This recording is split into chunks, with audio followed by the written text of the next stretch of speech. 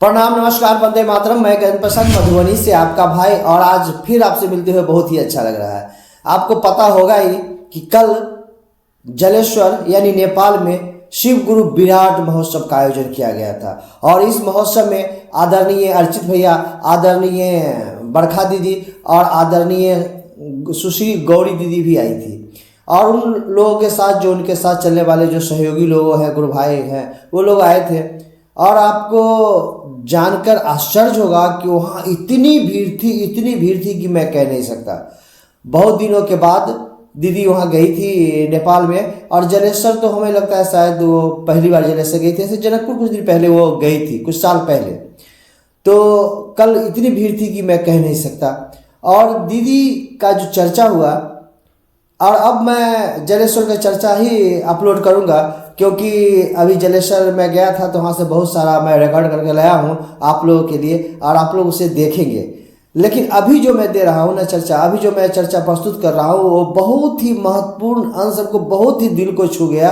और आप भी उसको सुनिए, ध्यानपूर्वक सुनिए। और ये जो जिज्ञासा है ना, ये जिज्ञासा पहली बार मुजफ्फरपुर में हुआ था और दूसरी बार यहाँ हो रहा है। लेकिन पहली बार जो जिज्ञासा को दीदी उत्तरित की थी, समाधान की थी, वो तो अद्वितीय था ही। लेकिन जब यहाँ जो जिज्ञासा को शांत कर रही थी दीदी, जो जिज्ञासा था साहब और शिव में क्या अंतर है, तो दीदी के आंखों से आंसू छलक आया और दीदी पुरानी यादों में चली गई। जब हमारी दीदी नीलम आनंद एक भजन गाती थी, साहबियो आछि परम दयानी ओ साहब, आछि परम दयालु ओ साहब।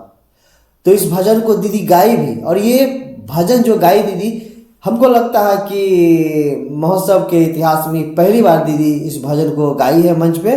तो हम सभी आइए इस भजन को सुनते हैं। और दीदी का जो मुस्कान है, सौम्यता की प्रतिमूर्ति दीदी है, इतनी मंद मंद मुस्काती है ना, उनके चेहरे पे ऐसा नूर आ जाता है चर्चा करने के समय में, कि हम सभी उसे महसूस करें, और महसूस करें कि साहब श्री की उपस्थिति में इस महोत्सव का आयोजन हुआ है। और दीदी के मुख से जो सभी बातें निकल रही है, साहब श्री की ही बातें तो हैं।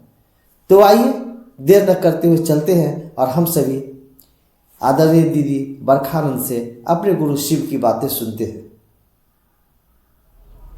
साहब और शिव में क्या अंतर है? अभी कुछ दिनों पूर्व एक और कार्यक्रम में ये जिज्ञासा आई थी, आज दूसरी जगह आई।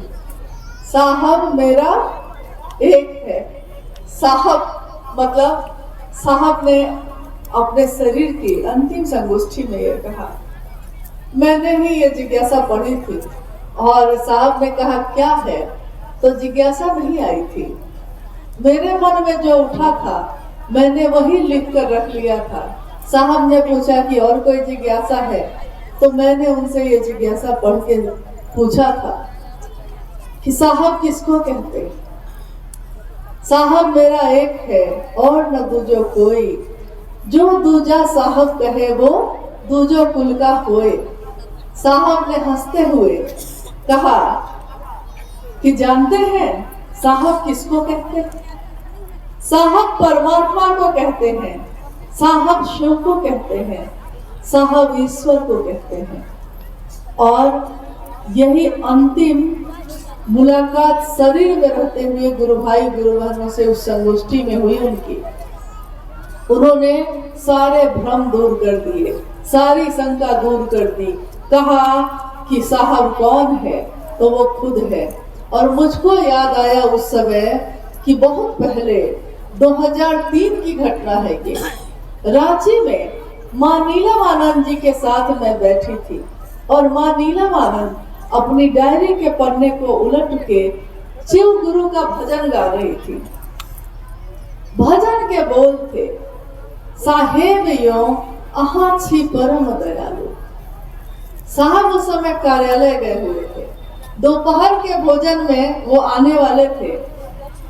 दोपहर का भोजन में साहब आने वाले हैं, लेकिन उससे पहले माँ नीलम आनंद बैठी हैं।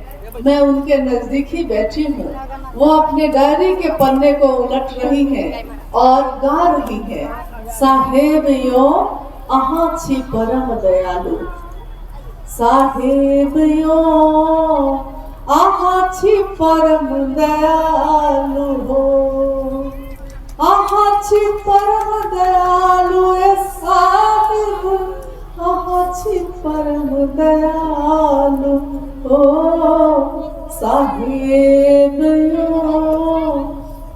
और मैं उनके मुख को देख रही हूँ, माँ नीलम लीन होकर इस गीत को गा रही है। उसी समय साहब कार्यालय से घर को आए।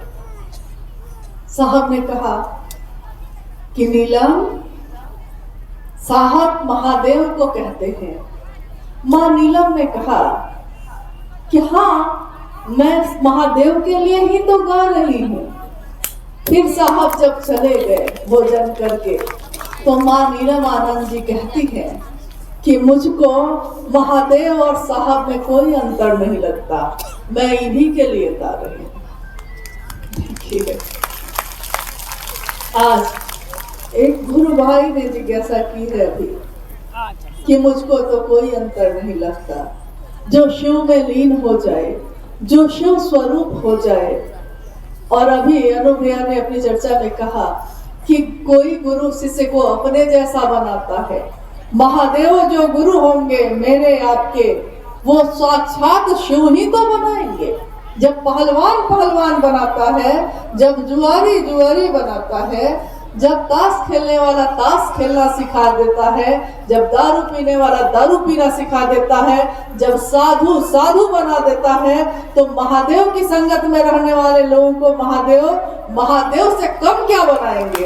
और अभी तक साहब को हम लोगों ने देखा है कि शिव शिष्यता के चरम पे जो दिखते हैं वो है हमारे साहब शिव शिष्य हरिंद्रानंद जी।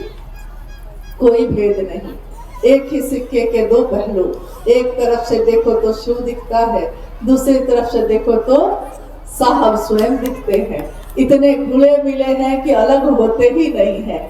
धूप है, अभी धूप दिख रही है और इसमें जो धाह है वो दिखती नहीं है, लेकिन धूप से वो धाह अलग नहीं है, धूप से वो रोशनी अलग नहीं है। दूध हमारे घर में जो होता है, दूध सफेद होता है, लेकिन दूध से वो सफेदी अलग नहीं होती। समंदर पानी है, समंदर में पानी होता है, नमकीन होता है, खारा होता है, उस पानी से वो नमक अलग नहीं है। ऐसा घुल गया है, नमक को पानी में रख दीजिए, अब वो पानी नमकीन है।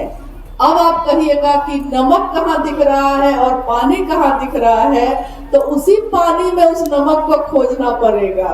साहब हरिंद्रानंद जी का दर्शन करना है तो उसी महादेव की खोज में जाना होगा, वही उनका दर्शन होगा, क्योंकि वही वो भी दर्शते हैं, वही वो रहते हैं, कहीं और उनका ठिकाना तो है ही नहीं।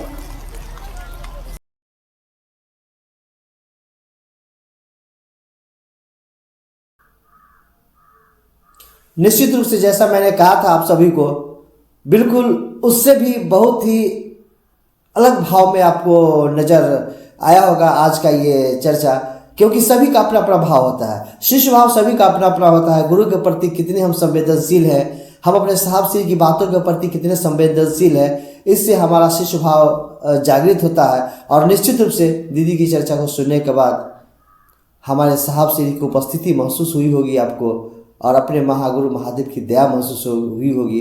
तो आइए हम सभी, जो दूसरा सूत्र है, जन जन को बताना शिव गुरु है मेरे, आपके भी गुरु हो सकते हैं, इस मार्ग पे, इस राजमार्ग पे आगे बढ़ें और जन जन को बताएं कि शिव मेरे गुरु हैं। फिर मिलते हैं बहुत जल्द अगली वीडियो में। तब तक के लिए आप सभी को प्रणाम, नमस्कार, वंदे मातरम।